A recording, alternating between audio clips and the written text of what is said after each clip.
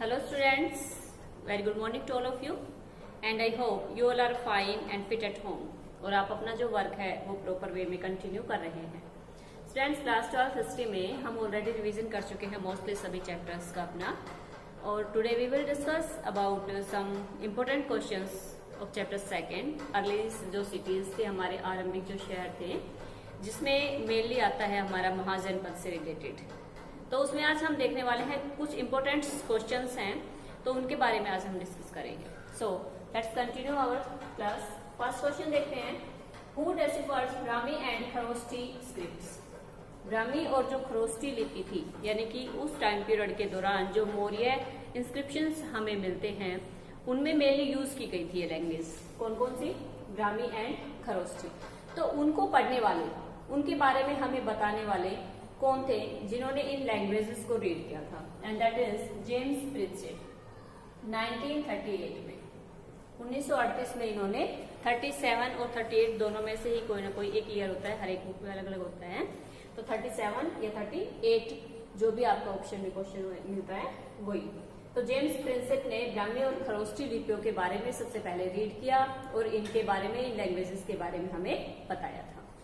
उसके बाद देखते हैं कि हाउ मैनी महाजनपद वर देयर, कि जब हम महाजनपद, इट मीन्स कि बड़े बड़े जो जनपद बने, बड़े बड़े जो राज्य बने, उनके बारे में जो हमारा चैप्टर है कि महाजनपद से जो रिलेटेड है उसमें टोटल हमारे महाजनपदों की जब बात आती है तो टोटल महाजनपद हमारे कितने हैं उस टाइम पीरियड के दौरान? 16 महाजनपद, 16 महाजनपद थे जिनका हमने रीड किया था। हमारा जो चैप्टर है उसमें कि जो हमारी अर्ली सोसाइटीज थी, आरंभिक जो हमारे कह सकते हैं सिटीज थे, शहर थे, उनमें जब महाजनपदों की बात आती है तो टोटल महाजनपद हमारे कितने हैं? 16 महाजनपद थे उस टाइम पीरियड के दौरान। और इनका जो वर्णन हमें मिलता है वो बौद्ध ग्रंथों से भी मिलता है, जो जैन ग्रंथ हैं उनसे भी हमें मिलता है। साथ में बहुत सारी ऐसी बुक्स हमारे पास अवेलेबल है जो कि हमें कह सकते हैं इन महाजनपदों का वर्णन देती है। सो टोटल महाजनपदों की संख्या 16। उसके बाद देखिए मोस्ट पावरफुल जो महाजनपद था उस टाइम पीरियड के दौरान, 16 महाजनपदों में से अगर हम बात करें सबसे पावरफुल महाजनपद की तो वो कौन सा था? मगध महाजनपद। टाइम पीरियड था इसका 6 से लेके 14th सेंचुरी यानी कि 6ठी शताब्दी से लेके और 4ठी शताब्दी ईस्वी पूर्व तक जो सबसे पावरफुल एक महाजनपद के रूप में स्टैब्लिश रहा वो कौन सा महाजनपद था? मगध महाजनपद। मगध महाजनपद के बाद हम बात करेंगे आगे इसमें कि हु अपॉइंटेड धम्म महामात्र। अब धम्म महामात्र के बारे में आपको थोड़ा सा बताऊं कि जो लोग धर्म का प्रचार प्रसार करते थे, धर्म के बारे में लोगों को शिक्षा देते थे, ऐसे कह सकते हैं कि टीचर्स या ऐसे फिलोसफर जो अपॉइंट किए गए थे उनको बोला जाता था धम्म महामात्र। और ये किसके द्वारा अपॉइंट किए गए थे? ये अशोका के द्वारा अपॉइंट किए गए थे। अशोक ने कह सकते हैं जब कलिंग का जो वार हुआ था 261 ईस्वी पूर्व में, उस युद्ध के बाद जब अशोक ने कहते हैं कि वहां पर बहुत ज्यादा रक्तपात देखा, बहुत ज्यादा भीषण कह सकते हैं कि नरसंहार देखा, तो उन्होंने वहीं पर जो युद्धों को त्याग दिया था और उसी टाइम पीरियड के दौरान उन्होंने जो कह सकते हैं बौद्ध धर्म को अपनाया और बौद्ध धर्म के प्रचार प्रसार के लिए उन्होंने जो भी अपॉइंट्स किए, जितने भी लोग अपॉइंट्स किए थे उन सभी को नाम दिया गया था धम्म महामात्र का। तो धम्म महामात्र किसके द्वारा अपॉइंट किए गए थे उस टाइम पीरियड के दौरान? अशोका के द्वारा, अशोका ने अपॉइंट किए थे। Who founded the Maurya empire.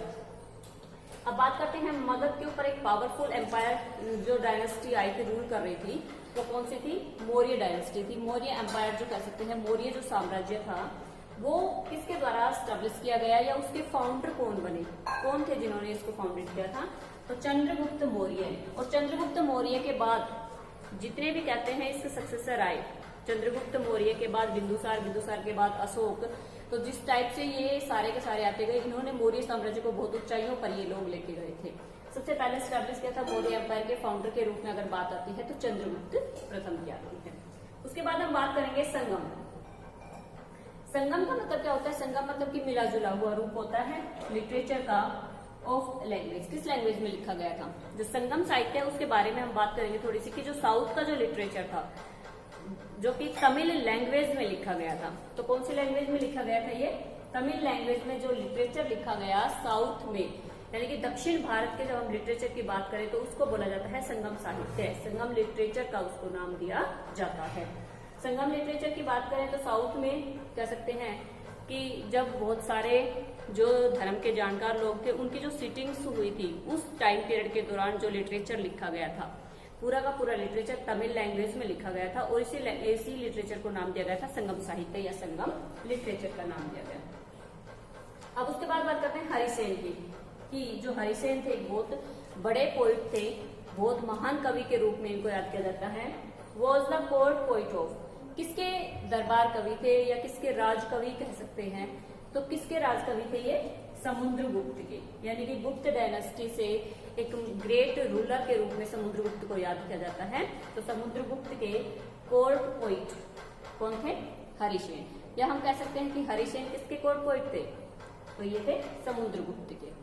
अब बात आती है name the 5 major political centres in the Maurya empire. Maurya empire में जब मेनली हम मेजर जो पॉलिटिकल सेंटर्स थे, जो महत्वपूर्ण राजनीतिक स्थान थे, यानी कि जिनकी कह सकते हैं इम्पोर्टेंस पॉलिटिकल रूप से बहुत ज्यादा थी, हम बात कर रहे हैं जो मौर्य एम्पायर था उस टाइम पीरियड के दौरान की, तो उसमें कौन कौन से थे 5 major political centres, and that is Pataliputra, Takshashila, Ujjaini, Toshali and Swarnagiri. तो इस प्रकार से ये पांचों के पांचों जो सेंटर्स थे, पांचों के पांचों जो प्रोविंस थे, कह सकते हैं मेन थे, इम्पोर्टेंट थे। किस रूप में इम्पोर्टेंट थे ये, पॉलिटिकल के रूप में, राजनीतिक रूप से इनका बहुत ज्यादा इंपॉर्टेंस था, बहुत ज्यादा इनका महत्व था पांचों का। कौन कौन से हैं, फर्स्ट मैंने बताया आपको पाटलिपुत्र, सेकंड इज तक्षशिला, साथ में उज्जैनी, तोशाली एंड स्वर्णगिरी। ये पांचों के पांचों कैपिटल भी थी मौर्यों की। कह सकते हैं कि अलग अलग टाइम पीरियड के दौरान इनकी जो कह सकते हैं राजनीतिक रूप से जो महत्ता थी वो बहुत ज्यादा बन गई थी। अलग अलग टाइम पीरियड के दौरान इनमें से अलग अलग कैपिटल स्टैब्लिश होती गई, अलग अलग कैपिटल राजधानियां बनती गई थी। तो इस कारण से इनका पॉलिटिकल महत्व कह सकते हैं बहुत अच्छा था। अब उसके बाद आती है the title of adopted by Ashoka. Ashoka की हम बात कर रहे थे, तो अशोका ने जो धम्म मात्र नियुक्त किए थे, युद्धों को त्याग दिया था, और उनको टाइटल की बात करें कि उनको कौन सा टाइटल मिला हुआ था, तो उनको मिला हुआ था देवान पियम एंड पियादसी। अब इन दोनों का मीनिंग देखते हैं कि इन दोनों का क्या मीनिंग होता है। देवान पियम मतलब कि देवताओं का जो प्रिय है। ये सारे के सारे टाइटल दिए जाते थे उनके किसी न किसी अचीवमेंट्स के ऊपर, यानी कि कोई ना कोई जब भी वो कह सकते हैं किसी साम्राज्य को जीतते थे या कोई बहुत अच्छा कह सकते हैं काम करते थे, तो उनको राजाओं को भी ये टाइटल दिए जाते थे।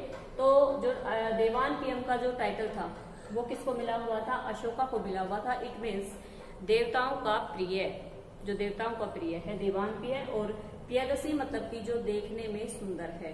ये दोनों ही टाइटल मिले हुए थे किसको, अशोका को। अब बात करते हैं हु कंपोज्ड प्रयाग प्रशस्ति। अब प्रशस्ति की बात करें तो प्रशस्ति का मीनिंग देखते हैं। फर्स्ट ऑफ ऑल कि प्रशस्ति होती क्या है। प्रशस्ति it means in praise of, in praise मतलब कि की प्रशंसा में, किसी की भी प्रशंसा में कोई भी जो टाइटल लिखा जाता था किसी भी चीज के ऊपर, चाहे वो स्टोन्स के ऊपर लिखा जाता था, कोई इंस्क्रिप्शन हमें मिला हुआ है तो उसको बोलते थे प्रशस्ति। और प्रयाग भी लिखी हुई है प्रशस्ति थी, इसलिए इसको नाम दिया गया है Prayag Prashasti. And this is most important in the chapter. Prayag Prashasti किसने लिखी थी, प्रयाग प्रशस्ति हरिसेन ने। हरिसेन के बारे में हमने पहले बात की थी, कौन थे, कोर्ट पोइट थे समुद्रगुप्त के। समुद्रगुप्त की प्रशंसा में लिखी हुई प्रयाग में जो प्रशस्ति है उसको नाम दिया गया है प्रयाग प्रशस्ति। प्रशस्ति it means in praise of, या प्रशंसा में लिखी हुई कोई भी बात, जो कि 33 लाइन्स में लिखी हुई है। अगर लाइन्स की इसकी बात आती है तो 33 लाइनों में लिखी हुई है। लैंग्वेज की अगर बात आती है तो संस्कृत लैंग्वेज में ये प्रशस्ति है जो वो लिखी हुई है। कि उनकी प्रशंसा में हरिसेन ने जो पूरा का पूरा इंस्क्रिप्शन प्रयाग में लिखा था उनकी प्रशंसा से रिलेटेड, तो उसको नाम दिया गया है प्रयाग प्रशस्ति। और अगर प्रयाग प्रशस्ति की बात आती है तो प्रयाग प्रशस्ति किसकी प्रशंसा में लिखी गई, हरिसेन ने लिखी, और समुद्रगुप्त की प्रशंसा में लिखी हुई। लाइन्स की बात आती है तो 33 लाइन्स में लिखी गई। लैंग्वेज की बात आती है तो संस्कृत लैंग्वेज में ये लिखी हुई है।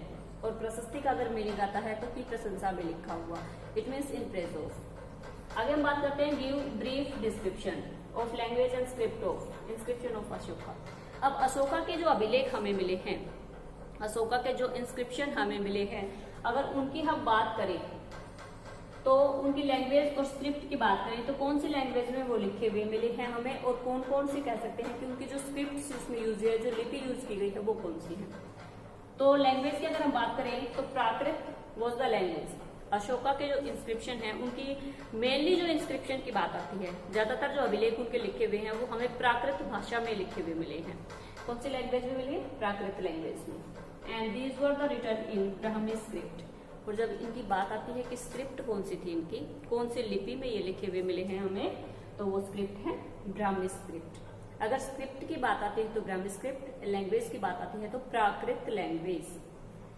लैंग्वेज तो और भी बहुत सारे में लिखे हुए थे, ख्रोस्टी में भी मिले हुए हैं, संस्कृत में भी लिखे हुए हैं, लेकिन जब मेनली और मोस्टली उनके इंस्क्रिप्शन की बात आती है, ज्यादातर कौन कौन से कह सकते हैं कि उनके जो ज्यादातर अभिलेख किस लैंग्वेज में लिखे हुए मिले हैं, वो मिले हैं हमें प्राकृत लैंग्वेज में। और स्क्रिप्ट की जब बात आती है तो वो स्क्रिप्ट उनकी कौन सी है, ब्राह्मी स्क्रिप्ट। यानी कि अशोका के बारे में बात की जाती है। अशोका एक कह सकते हैं कि जो मौर्य डायनेस्टी थी, जो मौर्य वंश था, उसके एक महान और प्रतापी राजा के रूप में इनको याद किया जाता है। बहुत सारे इंस्क्रिप्शन इनके मिले हुए हैं, युद्धों को त्यागने वाले भी हैं, धर्म महामात्रों को नियुक्त अपॉइंट करने वाले हैं। और साथ में लैंग्वेज की बात आती है तो प्राकृत लैंग्वेज, एंड स्क्रिप्ट की बात आती है तो इनकी ब्राह्मी स्क्रिप्ट। ये क्वेश्चंस हैं आपके, इंपोर्टेंट क्वेश्चंस हैं आपके चैप्टर से सेकंड से, कि सबसे पहले ब्राह्मी। अब बात आती है ब्राह्मी और जो ख्रोस्टी स्क्रिप्ट थी उनको रीड किया था 1938 में बाय द जेम्स प्रिंस से। उसके बाद महाजनपदों की हमने बात की, टोटल महाजनपद 16। पावरफुल महाजनपद की बात की तो हमने मगध महाजनपद। मगध महाजनपद के ऊपर उस टाइम पे रूलिंग कौन कर रहा था, टाइम पीरियड 6 से लेकर 4 सेंचुरीज तक, महापद्म नंद यानी कि नंद वंश के जो राजा थे वो वहां पर रूल कर रहे थे। उसके बाद धीरे धीरे कहते हैं सिचुएशन चेंज होती गई, और जो मौर्य डायनेस्टी थी, मौर्य वंश था, उसने महापद्म नंद को हराकर वहां पर अपना साम्राज्य स्थापित किया था। और उसके बाद महामात्र जो अपॉइंट किए गए थे, अशोक के द्वारा अपॉइंट किए गए थे, मौर्य एम्पायर को स्ट्रगल्स करने वाले, नंद वंश को डिफीट करके, and that is Chandragupta Maurya. Chandragupta Maurya के बाद बिंदुसार आए, बिंदुसार के बाद महान रूलर अशोका आए। अशोका ने 261 में युद्धों को त्याग दिया था after the battle of Kalinga.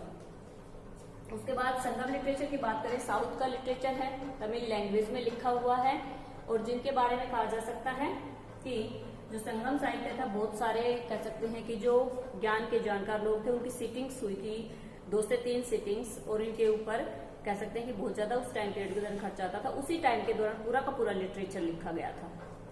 तो संगम साहित्य, जो संगम लिटरेचर है, वो तमिल लैंग्वेज में लिखा हुआ है। तमिल लैंग्वेज से याद रखना है हमें कि जो साउथ की लैंग्वेज है हमारी, तो साउथ इंडिया का लिटरेचर था ये मेनली। उसके बाद बात आती है हरिशेन, कोर्ट पोएट थे समुद्रगुप्त। समुद्रगुप्त जो गुप्त डायनेस्टी थी उसके। अब बात उसके बाद आते हैं 5 मेजर पॉलिटिकल्स के रूप में, पाटलिपुत्र, तक्षशिला, उज्जैनी और तोशाली एंड स्वर्णगिरी। पॉलिटिकल रूप से बहुत ज्यादा इंपॉर्टेंट थे ये, या इनकी जो महत्ता थी वो पॉलिटिकल रूप से बहुत ज्यादा इंपॉर्टेंस थे। देवान प्रिय और प्रियदर्शी की जो टाइटल्स थे वो किसको दिए गए थे, अशोका को दिए गए थे। देवताओं का प्रिय और देखने में जो सुंदर है। अब उसके बाद प्रयाग प्रशस्ति की बात की। प्रयाग प्रशस्ति रिटर्न की गई समुद्रगुप्त की प्रेज में, उनकी प्रशंसा में, 33 लाइन्स में, and that is Sanskrit language में रिटर्न की गई बाय हरिशेन। ब्रीफ डिस्क्रिप्शन देना है लैंग्वेज और स्क्रिप्ट थी अशोका की। बात की थी हमने प्राकृत लैंग्वेज में थी, और साथ में जो स्क्रिप्ट थी इनकी वो कौन सी थी, ब्राह्मी स्क्रिप्ट थी। तो स्टूडेंट्स, आई होप आप जो इंपोर्टेंट क्वेश्चंस आज आपके सेकंड चैप्टर से मैंने करवाए हैं वो आप बहुत अच्छे से क्लियर हो गए होंगे। इनको अच्छे से रिवाइज कीजिएगा और लर्न कीजिएगा। Okay students, thanks.